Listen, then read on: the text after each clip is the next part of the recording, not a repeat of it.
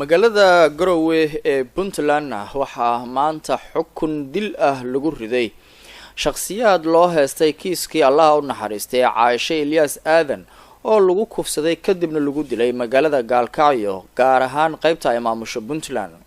maxkamadda sare ee maamulka Puntland ayaa maanta markii saddexaad u fariisatay dhageysiga galdacwadeedkii la xiriiray kiiskii Caaisha Ilyas Aadan ee isugu jiray dilka iyo kufsiga arxan darrada ahaa.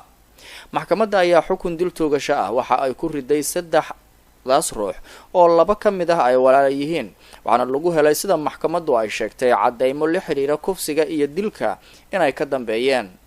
horey ayaa sidan oo kale saddexdan ruux waxaa loogu xukumay dil, hase yeeshee kiiska ayaa loo soo gudbiyey maxkamadda sare iyadoo oo ay racfaan hore u qaateen, laakiin maxkamaddu maanta go'aankii ugu dambeeyay ay qaadatay.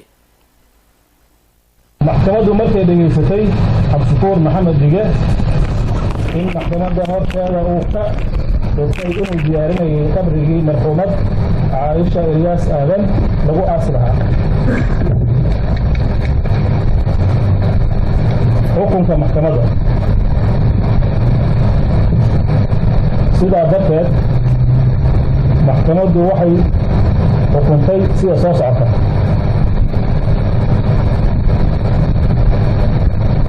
maxkamaddu waxay diiday cabashada ay soo qaateen Cabdisalaan Cabdiraxmaan Warsame oo qareen u kala yihiin Xabiib Cabdullaahi Ciise iyo qareen Mustafa Jaamac Mustafa Maxamed Jaamac iyo Cabdishakuur Maxamed Dige oo qareen u yahay Cabdirasaaq Maxamed Faarax. maxkamaddu waxay ayiday xukunka tirsigiisu yahay Mahraga na 115/2019 kana soona baxay 3 bishii 2019. maxkamaddu waxay cusubtay sharciyada islaamka iyo qodobada qaanuunka suuratu Maa'ida aayad 33, suuratu Baqara 177 kitaabka nidaam al-qadaa 185 qodobada qaanuunka.